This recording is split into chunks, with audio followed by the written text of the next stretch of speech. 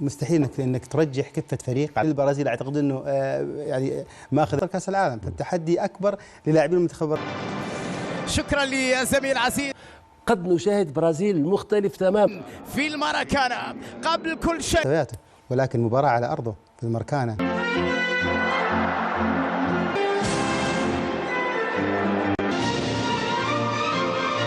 مرحبا بكم معنا، تحية طيبة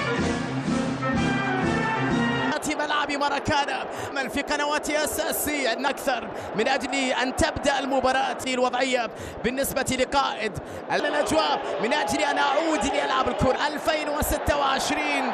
الوجهة هنا الريو، المدينة الساحرة، وعلى أشهر ملاعبها أو معالمها ملعب ماراكانا يستضيف أحداث هذه العالم. الكرة على جهة اليمين، كل المحاولة لمصلحة سيليساو منتخب الأرجنتين، التانجو في هذه الأثناء والبحث عن بناء الفرصة أو بناء الهجمة، التغطية والتدخل. اليوم كان في بعض كونيا كبير، ليونيل يحاول لكن التغطية أمامه، الكرة فيها خطأ يحتسب حكم المباراة لمصلحة ميسي. قريبة كانت متاحة صافرة وبعد ذلك تدخل وبطاقة صفراء. يا إلهي، تدخل قوي في هذه الأثناء. جيسوس هل ضرب بالمرة الثانية طبعا من دفاع البرازيل، تسديدة لكنها بعيدة، وفي الأخير تحولت إلى ضربة مرمى للحارس أليسون. اللقاء لمسة وتمريرة جيميريش، خرجت الكرة إلى أوروغواي 10 نقاط قبل هذه الجولة.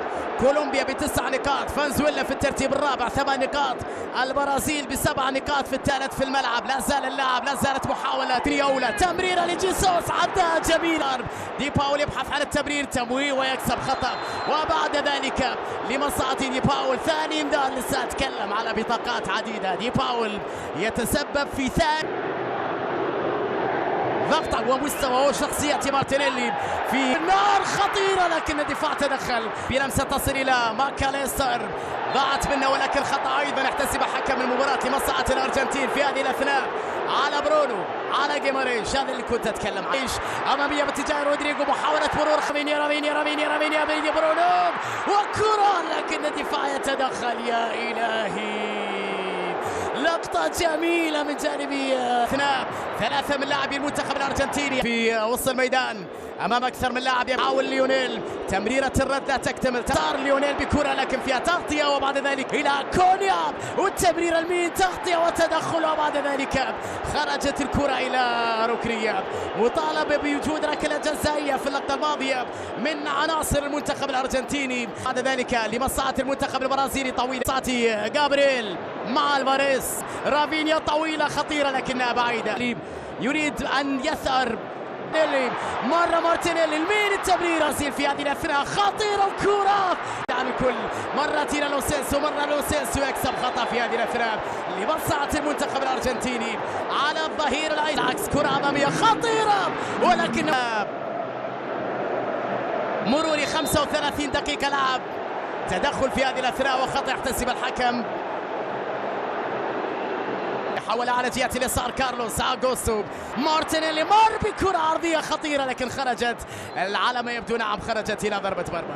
طولها على نفسه مارتينيلي، حماس كبير لمارتينيلي. جيسوس يحافظ على كرته إلى لام، الكرة فيها خطأ لمصلحة برونو. تدخل كان في اللقطة الماضية، خطأ للمنتخب البرازيلي، سلاح مهم، ترقب انتظار رافينيا، حتى لكن بعيدة، عالية وبعيدة من جانب رافينيا.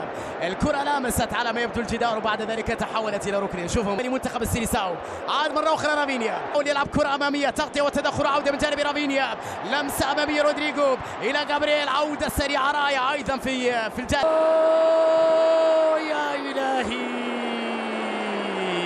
عدت اللقطة الأخيرة، رودريجو أمام زحمة مدافعين، دفاع الأرجنتين لا يمنح الفرصة للبرازيل بالاقتراب من مرماهم. كرة تصل إلى مارتينيلي، تسديدة، يا إلهي، مستحيل يا مارتينيلي، أي كرة، أي تسديدة، أي روعة، لكن الدفاع يتدخل. جميلة لو سيلسو، لا زالت في اللعب فيها خط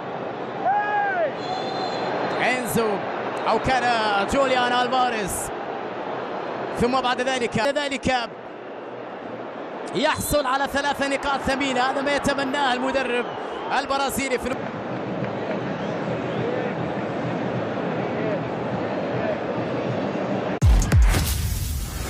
المنتخب الارجنتيني. عرضيه القابله والخطيره لكنها مرت بعد ذلك وتحولت الى ركنيه ثانيه خطيره جدا للمنتخب الارجنتيني. ابطال العالم كانوا خطيره لكنها مرت جميله اللقطه الاخيره، خطيره اللقطه الاخيره لكنها عدت بسلام بالنسبه لمارتينيز. البرازيل مره اخرى مره ثانيه واحد خطيره. رافينيا يحاول يمر وامام كونيا، الكره طالت وبعد ذلك تحولت الى ضربه مرمى. لا شيء في هذه اللقطه.